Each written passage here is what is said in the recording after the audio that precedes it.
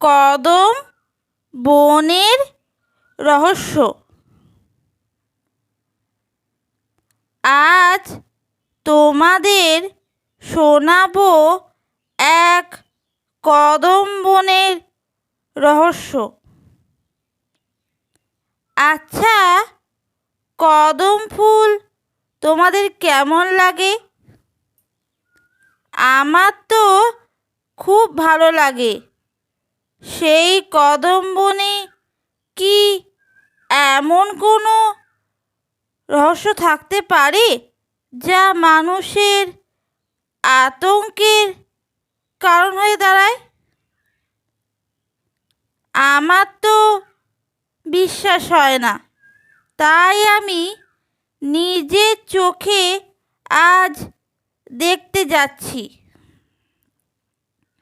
তার আগে তোমাদের একবার কদম বনের রহস্যের কথা বলি।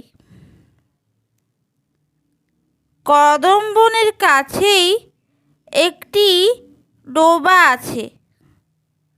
সেই ডোবায় ঝাঁপ দিয়ে নাকি একটি মেয়ে আত্মহত্যা করেছিল।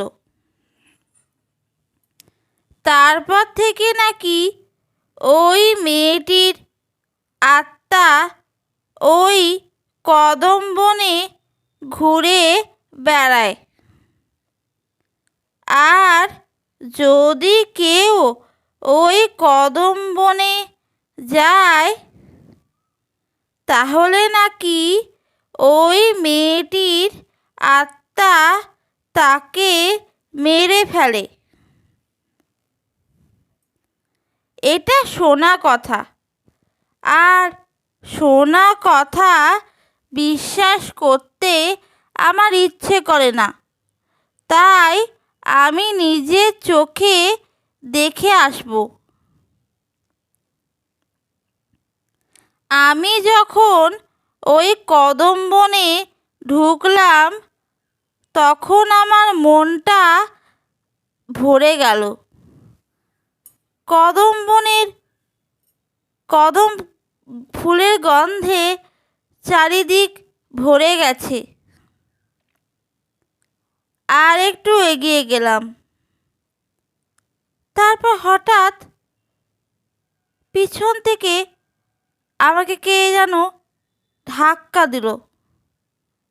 আমি ছিটকে পড়লাম মাটিতে, আর আমার মাথাটা গিয়ে লাগলো একটি বড় পাথরের ওপর।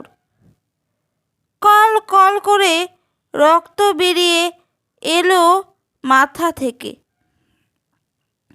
আর আমি অজ্ঞান হয়ে গেলাম। তারপর কি হয়েছিল আমার জানা নেই। কিভাবে বেঁচে ফিরেছিলাম তাও জানি না।